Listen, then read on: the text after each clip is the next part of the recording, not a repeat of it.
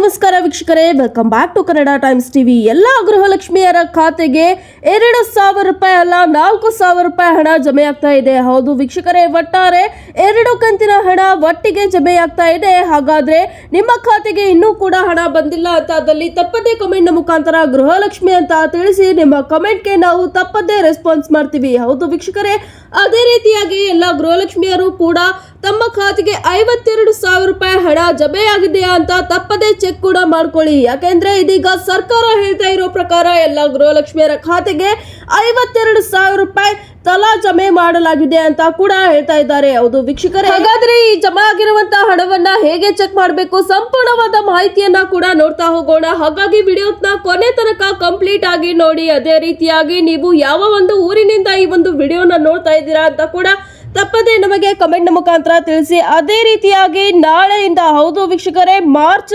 1ನೇ ತಾರೀಕಿನಿಂದ 11 ಪ್ರಮುಖ ನಿಯಮಗಳು ಜಾರಿಗೆ ಬರ್ತಾ ಇದೆ. ಹೌದು ವೀಕ್ಷಕರೇ, ವಾಟ್ಸ್ಆಪ್ ಅಪ್ಲಿಕೇಶನ್ ನ ಸೇರಿ ಬರೋಬ್ಬರಿ 11 ನಿಯಮಗಳ ಮೇಲೆ ಇದೀಗ ಸರ್ಕಾರ ಬದಲಾವಣೆಯನ್ನ ತರಲಿದೆ. ಹಾಗಾದ್ರೆ ನೀವು ಕೂಡ ವಾಟ್ಸ್ಆಪ್ ನ ಬಳಕೆದಾರರು ಆಗಿದ್ರೆ ತಪ್ಪದೆ ಕಮೆಂಟ್ ನ ಮುಖಾಂತರ ವಾಟ್ಸ್ಆಪ್ ಅಂತ ತಿಳಿಸಿ.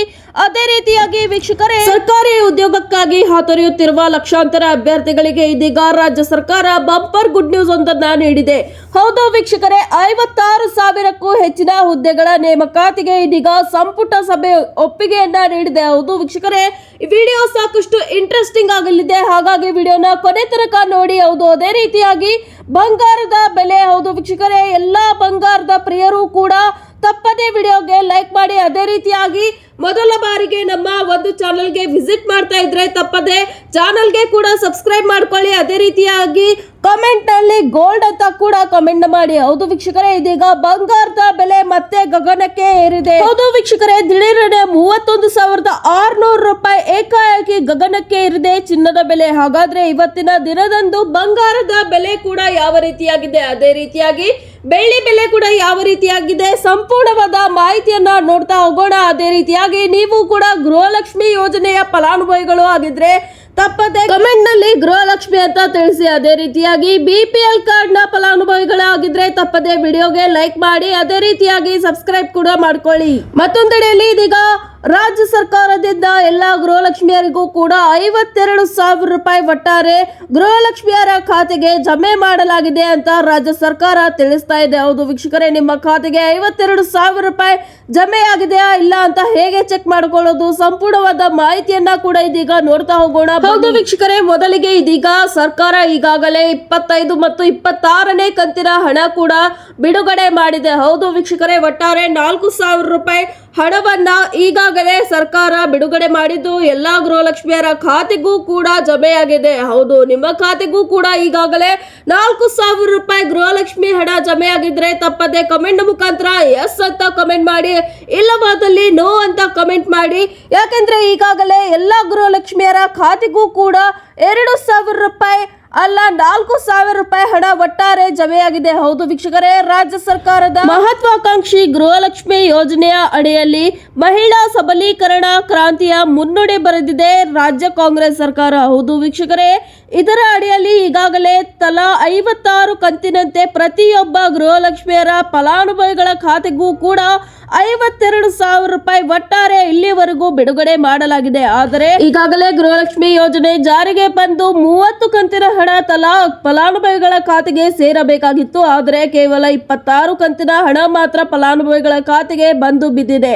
ಆದರೆ ಇನ್ನೂ 4 ಕಂತಿನ ಹಣ ಕೂಡ ಯಾವಾಗ ಜಮೆ ಮಾಡ್ತಾರೆ ಅಂತ ಕೂಡ ಸಾಕಷ್ಟು ಫಲಾನುಭವಿಗಳು ಗೊಂದಲಕ್ಕೆ ಈಡಾಗಿದ್ದಾರೆ. ಆದರೆ ಸಚಿವರು ಹೇಳುವ ಪ್ರಕಾರ ಯಾವುದೋ ತಾಂತ್ರಿಕ ಕಾರಣಗಳಿಂದ ಈ ಒಂದು ಹಣ ಬಿಡುಗಡೆಯಾಗುವುದು ತಡವಾಗಿದ್ದರು ಸಹ ಹಂತ ಹಂತವಾಗಿ ಸಂಪೂರ್ಣವಾದ ಹಣವನ್ನ ಗೃಹಲಕ್ಷ್ಮಿ ಫಲಾನುಭವಿಗಳ ಖಾತೆಗೆ ಜಮೆ ಮಾಡಲಾಗುತ್ತದೆ ಅಂತ ಕೂಡ ಹೇಳ್ತಾ ಇದ್ದಾರೆ. ಆದ್ರೂ ವೀಕ್ಷಕರೇ, 52,000 ರೂಪಾಯಿ ಪ್ರತಿಯೊಬ್ಬ ಫಲಾನುಭವಿಗಳ ಖಾತೆಗೆ ಸರ್ಕಾರ ಸಕ್ಸಸ್ಫುಲ್ ಆಗಿ ಹಾಕಲಾಗಿದೆ. ಇದು ಒಂದು ತುಂಬಾನೇ ದೊಡ್ಡ ವಿಷಯವಾಗಿದ್ದು, ಒಂದಲ್ಲ ಎರಡಲ್ಲ ಬರೋಬ್ಬರಿ 1.24 ಕೋಟಿ ಮಹಿಳೆಯರು ಒಟ್ಟಾರೆ 26 ಕಂತಿನ 52,000 ರೂಪಾಯಿ ಹಣವನ್ನ ಯಶಸ್ವಿಯಾಗಿ ತಮ್ಮ ಖಾತೆಗೆ ಪಡೆದುಕೊಂಡಿದ್ದಾರೆ. ಹೌದು ವೀಕ್ಷಕರೇ, ಇದು ಒಂದು ತುಂಬಾನೇ ಮೆಚ್ಚುಗೆಯ ಮಾತಾಗಿದ್ದು, ಇದರಲ್ಲಿ ಹೌದು ವೀಕ್ಷಕರೇ, ಗೃಹಲಕ್ಷ್ಮಿ ಫಲಾನುಭವಿಗಳಲ್ಲಿ 1 ಲಕ್ಷಕ್ಕೂ ಹೆಚ್ಚಿನ ಮಂದಿ ಮರಣವನ್ನ ಹೊಂದಿದ್ದಾರೆ. ಹೌದು, ಮರಣವನ್ನ ಹೊಂದಿರುವ ಗೃಹಲಕ್ಷ್ಮಿಯರ ಖಾತೆಗೂ ಕೂಡ ಹಣ ಜಮೆಯಾಗ್ತಾ ಇದೆ. ಹೌದು ವೀಕ್ಷಕರೇ, ಇಲ್ಲಿವರೆಗೂ ಒಟ್ಟಾರೆ 79,75,66,000 ರೂಪಾಯಿವರೆಗೂ ಮೃತಪಟ್ಟಿರುವಂತಹ ಗೃಹಲಕ್ಷ್ಮಿ ಫಲಾನುಭವಿಗಳ ಖಾತೆಗೆ ಜಮೆಯಾಗಿದೆ. ಹೌದು ವೀಕ್ಷಕರೇ, ಇದೀಗ ಸರ್ಕಾರವು ಕೂಡ ಈ ಒಂದು ಹಣವನ್ನ ಕೂಡ ಹಿಂದೆ ಪಡೆಯಲು ಯೋಚನೆಯನ್ನ ಮಾಡ್ತಾ ಇದೆ. ಅದೇ ರೀತಿಯಾಗಿ ಮೃತಪಟ್ಟ ಗೃಹಲಕ್ಷ್ಮಿ ಫಲಾನುಭವಿಯ ಕುಟುಂಬದ ನಂತರದ ಯಜಮಾನಿ ಕೂಡ ಈ ಒಂದು ಗೃಹಲಕ್ಷ್ಮಿ ಯೋಜನೆಗೆ ಮತ್ತೆ ಅರ್ಜಿಯನ್ನ ಸಲ್ಲಿಸಿ ಗೃಹಲಕ್ಷ್ಮಿ ಯೋಜನೆಯ ಫಲಾನುಭವಿಯಾಗಬಹುದು ಅಂತ ಕೂಡ ಸಚಿವರು ತಿಳಿಸಿದ್ದಾರೆ. ಅದೇ ರೀತಿಯಾಗಿ ವೀಕ್ಷಕರೇ, ನಿಮಗೆ ಈ ಒಂದು ವಿಡಿಯೋ ಮಾರ್ಚ್ 1ರ ಒಳಗಾಗಿ ಸಿಕ್ಕಿದ್ರೆ ತಪ್ಪದೆ ವಿಡಿಯೋಗೆ ಲೈಕ್ ಮಾಡಿ, ಅದೇ ರೀತಿಯಾಗಿ ಕಮೆಂಟ್ ನಲ್ಲಿ ಲಕ್ಕಿ ಅಂತ ಕೂಡ ಕಮೆಂಟ್ ಮಾಡಿ. ಯಾಕೆಂದ್ರೆ ಇದೀಗ ಸರ್ಕಾರದಿಂದ ಪ್ರಮುಖವಾಗಿ 11 ನಿಯಮಗಳಲ್ಲಿ ಬದಲಾವಣೆ ಮಾರ್ಚ್ 1ರಿಂದ ತರಲಾಗ್ತಾ ಇದೆ. ಹೌದು ವೀಕ್ಷಕರೇ, ಹಾಗಾದ್ರೆ ಯಾವೆಲ್ಲ 11 ನಿಯಮಗಳಲ್ಲಿ ಮಾರ್ಚ್ 1ರಿಂದ ಬದಲಾವಣೆ ತರಲಿದೆ ಅಂತ ನೋಡ್ತಾ ಹೋಗೋಣ. ಬನ್ನಿ ವೀಕ್ಷಕರೇ, ನೀವು ಕೂಡ ವಾಟ್ಸ್ಆಪ್ ನ ಬಳಕೆದಾರರು ಆಗಿದ್ರೆ ತಪ್ಪದೆ ಕಮೆಂಟ್ ಮುಖಾಂತರ ವಾಟ್ಸ್ಆಪ್ ಅಂತ ತಿಳಿಸಿ. ಅದೇ ರೀತಿಯಾಗಿ ಇನ್ನೂ ಕೂಡ ಚಾನಲ್ಗೆ ಸಬ್ಸ್ಕ್ರೈಬ್ ಮಾಡಿಲ್ಲ ಅಂತ ಆದಲ್ಲಿ ಕೂಡಲೇ ಚಾನಲ್ಗೆ ಸಬ್ಸ್ಕ್ರೈಬ್ ಮಾಡ್ಕೊಳ್ಳಿ. ಯಾಕೆಂದ್ರೆ ಇಂಥದ್ದೇ ಸಾಕಷ್ಟು ಇಂಟ್ರೆಸ್ಟಿಂಗ್ ಮಾಹಿತಿಗಳು ನಮ್ಮ ಚಾನಲ್ ಅಲ್ಲಿ ಡೈಲಿ ಅಪ್ಲೋಡ್ ಆಗ್ತಾ ಇರುತ್ತೆ.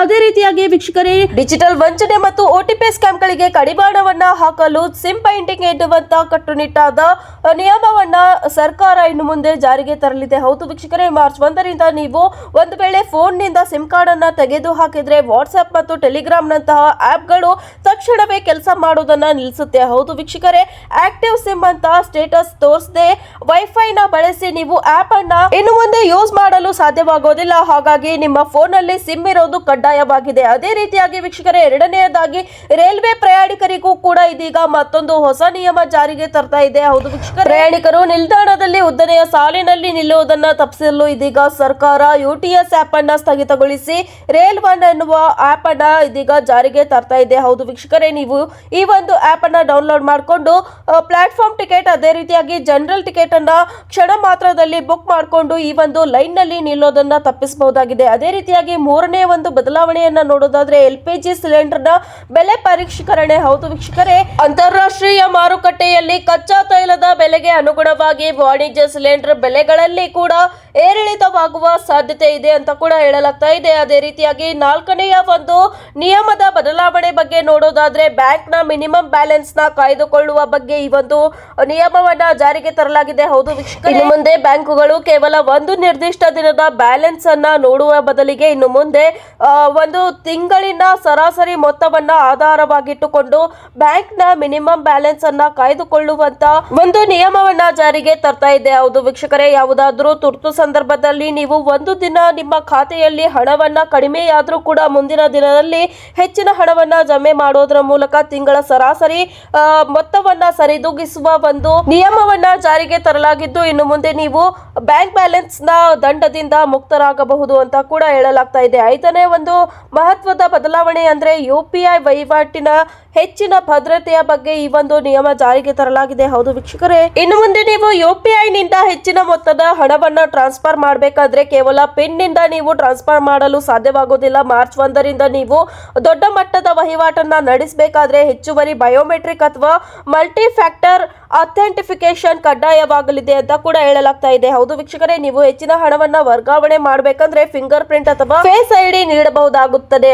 ಅದೇ ರೀತಿಯಾಗಿ ಆರನೆಯ ಒಂದು ನಿಯಮದ ಬಗ್ಗೆ ನೋಡೋದಾದ್ರೆ ಆದಾಯ ತೆರಿಗೆ ನಿಯಮಗಳಲ್ಲಿ ಸರಳೀಕರಣ ಅಂತ ಹೇಳಲಾಗ್ತಾ ಇದೆ. ಹಾಗೇನೆ ಏಳನೇದಾಗಿ GST ಪಾಲನೆಯ ಬಗ್ಗೆ ಒಂದು ನಿಯಮವನ್ನ ಜಾರಿಗೆ ತರಲಾಗಿದೆ. 8ನೇ ನಿಯಮವನ್ನ ಕಾರ್ಮಿಕರ ಕಾನೂನಿನ ತಿದ್ದುಪಡಿ ಮಾಡಲಾಗಿದ್ದು, ಅದೇ ರೀತಿಯಾಗಿ 9ನೇ ನಿಯಮವಾಗಿ ವಿದೇಶಿ ಪ್ರವಾಸದ ಬಗ್ಗೆ ಒಂದು ನಿಯಮವನ್ನ ಕೂಡ ಜಾರಿಗೆ ತರಲಾಗಿದೆ. ಅದೇ ರೀತಿಯಾಗಿ 10ನೇ ಒಂದು ನಿಯಮದ ಬಗ್ಗೆ ನೋಡೋದಾದ್ರೆ ಆರೋಗ್ಯ ಮತ್ತು ಔಷಧ ಕ್ಷೇತ್ರದಲ್ಲಿ ಸುಧಾರಣೆ ತರುವುದಾಗಿದ್ದು, 11ನೇ ನಿಯಮ ಅಂದ್ರೆ ಡಿಜಿಟಲ್ ತೆರಿಗೆ ವ್ಯವಸ್ಥೆ ಮತ್ತು ಆಧುನೀಕರಣದ ಬಗ್ಗೆ 11 ನಿಯಮಗಳನ್ನ ಇದೀಗ ಸರ್ಕಾರದಿಂದ ಬದಲಾವಣೆ ಮಾಡಲಾಗಿದೆ ಅಂತಾನೆ ಹೇಳಬಹುದು. ಮತ್ತೊಂದೆಡೆಯಲ್ಲಿ ಮೊನ್ನೆ ಧಾರವಾಡದಲ್ಲಿ ಉದ್ಯೋಗಾಂಶಗಳು ನಡೆಸಿದ ಪ್ರತಿಭಟನೆ ದೇಶಾದ್ಯಂತ ಭಾರಿ ಸದ್ದು ಮಾಡಿದ್ದು, ಹೀಗಾಗಿ ಇದನ್ನ ಸಿದ್ದರಾಮಯ್ಯ ಸರ್ಕಾರ ಗಂಭೀರವಾಗಿ ಪರಿಗಣಿಸಿ ಇದೀಗ 56,000 ಹುದ್ದೆ ನೇಮಕಾತಿಗೆ ಸಂಪುಟ ಒಪ್ಪಿಗೆಯನ್ನ ತಿಳಿಸಿದೆ ಅಂತ ಕೂಡ ಹೇಳಲಾಗ್ತಾ ಇದೆ. ಹೌದು ವೀಕ್ಷಕರೇ, ಸರ್ಕಾರಿ ಉದ್ಯೋಗಾಂಶಗಳಿಗೆ ಇದೀಗ ಸಿದ್ದರಾಮಯ್ಯ ಸರ್ಕಾರ ಒಂದು ಭಾರಿ ಗುಡ್ ನ್ಯೂಸ್ ಒಂದನ್ನ ನೀಡಿದೆ. ಹೌದು ವೀಕ್ಷಕರೇ, ವೀಕ್ಷಕರೇ, ನೇಮಕಾತಿಗೆ ಇರುವ ಸಾಧಕ ಬಾಧಕಗಳ ಬಗ್ಗೆ ಚರ್ಚಿಸಿದ್ದು ಅಂತಿಮವಾಗಿ ಮೀಸಲಾತಿಯ ಮಿತಿ 50% ಮೀರದಂತೆ ಒಳ ಮೀಸಲಾತಿಯೊಂದಿಗೆ ನೇಮಕಾತಿಗೆ ತೀರ್ಮಾನವನ್ನ ನಡೆಸಿದೆ. ಹೌದು ವೀಕ್ಷಕರೇ, ಕರ್ನಾಟಕದ ವಿವಿಧ ಇಲಾಖೆಗಳಲ್ಲಿ 56,000 ಖಾಲಿ ಹುದ್ದೆ ಭರ್ತಿಗೆ ಸಚಿವ ಸಂಪುಟ ಒಪ್ಪಿಗೆಯನ್ನ ಸೂಚಿಸಿದ್ದು, ಇದರಿಂದ ಉದ್ಯೋಗಾಕಾಂಕ್ಷಿಗಳ ಹೋರಾಟಕ್ಕೆ ಸಫಲತೆ ಸಿಕ್ಕಂತಾಗಿದೆ ಅಂತ ಕೂಡ ಹೇಳಲಾಗ್ತಾ ಇದೆ. ಅದೇ ರೀತಿಯಾಗಿ ವೀಕ್ಷಕರೇ, ನೀವು ಧಾರವಾಡ, ಬಾಗಲಕೋಟೆ, ಗದಗ, ಗುಲ್ಬರ್ಗದ ನಿವಾಸಿಗಳು ಆಗಿದ್ರೆ ತಪ್ಪದೆ ವಿಡಿಯೋಗೆ ಲೈಕ್ ಮಾಡಿ. ಅದೇ ರೀತಿಯಾಗಿ ನೀವು ಯಾವ ಒಂದು ಊರಿನಿಂದ ಈ ಒಂದು ವಿಡಿಯೋನ ನೋಡ್ತಾ ಇದ್ದೀರಾ ಅಂತ ಕೂಡ ನಮಗೆ ತಪ್ಪದೆ ಕಮೆಂಟ್ ಮುಖಾಂತರ ತಿಳಿಸಿ. ಇನ್ನೂ ಕೂಡ ಚಾನಲ್ಗೆ ಸಬ್ಸ್ಕ್ರೈಬ್ ಮಾಡಿಲ್ಲ ಅಂತಾದಲ್ಲಿ ಕೂಡಲೇ ಚಾನಲ್ಗೆ ಸಬ್ಸ್ಕ್ರೈಬ್ ಕೂಡ ಮಾಡ್ಕೊಳ್ಳಿ. ಅದೇ ರೀತಿಯಾಗಿ ಇವತ್ತಿನ ಬಂಗಾರದ ಬೆಲೆ ಕೂಡ ಯಾವ ರೀತಿಯಾಗಿದೆ ಅಂತ ನೋಡೋಣ ಬನ್ನಿ. ಹೌದು ವೀಕ್ಷಕರೇ, ಇವತ್ತಿನ ಮಾರುಕಟ್ಟೆಯಲ್ಲಿ 24 ಕ್ಯಾರೆಟ್ನ ಶುದ್ಧ ಬಂಗಾರದ ಬೆಲೆ 1,64,730 ರೂಪಾಯಿ ಆಗಿದ್ದು, 22 ಕ್ಯಾರೆಟ್ನ ಬಂಗಾರದ ಬೆಲೆ ಪ್ರತಿ 10 ಗ್ರಾಮ್ಗೆ 1,51,000 ರೂಪಾಯಿ ಆಗಿದೆ. ಅದೇ ರೀತಿಯಾಗಿ 18 ಕ್ಯಾರೆಟ್ನ ಬಂಗಾರದ ಬೆಲೆ ಇವತ್ತು ಪ್ರತಿ 10 ಗ್ರಾಮ್ಗೆ 1,23,550 ರೂಪಾಯಿ ಆಗಿದ್ದು, 24 ಕ್ಯಾರೆಟ್ನ 100 ಗ್ರಾಮ್ ಚಿನ್ನದ ಬೆಲೆ ನಿನ್ನೆಗಿಂತ ಬರೋಬ್ಬರಿ 31,600 ರೂಪಾಯಿ ದಿಢೀರ್ ಹೆಚ್ಚಳವನ್ನ ಕಂಡಿದೆ. ಅದೇ ರೀತಿಯಾಗಿ ವಿಡಿಯೋ ಏನಾದ್ರೂ ಇಷ್ಟವಾಗಿದ್ದಲ್ಲಿ ತಪ್ಪದೆ ವಿಡಿಯೋಗೆ ಲೈಕ್ ಮಾಡಿ, ಹಾಗೇನೆ ಕಮೆಂಟ್ ನಲ್ಲಿ ಸೂಪರ್ ಅಂತ ಕೂಡ ಕಮೆಂಟ್ ಮಾಡಿ. ಇದೇ ರೀತಿಯಾದ ಸಾಕಷ್ಟು ಇಂಟ್ರೆಸ್ಟಿಂಗ್ ಮಾಹಿತಿಗಳೊಂದಿಗೆ ಮುಂದಿನ ವಿಡಿಯೋದಲ್ಲಿ ಭೇಟಿ ಆಗ್ತೀವಿ. ಇನ್ನೂ ಕೂಡ ಚಾನಲ್ಗೆ ಸಬ್ಸ್ಕ್ರೈಬ್ ಮಾಡ್ಕೊಂಡಿಲ್ಲ ಅಂತಾದಲ್ಲಿ ಕೂಡಲೇ ಚಾನಲ್ಗೆ ಕೂಡ ಸಬ್ಸ್ಕ್ರೈಬ್ ಮಾಡ್ಕೊಳ್ಳಿ. ಮುಂದಿನ ವಿಡಿಯೋದಲ್ಲಿ ಭೇಟಿಯಾಗೋಣ. ಧನ್ಯವಾದಗಳು.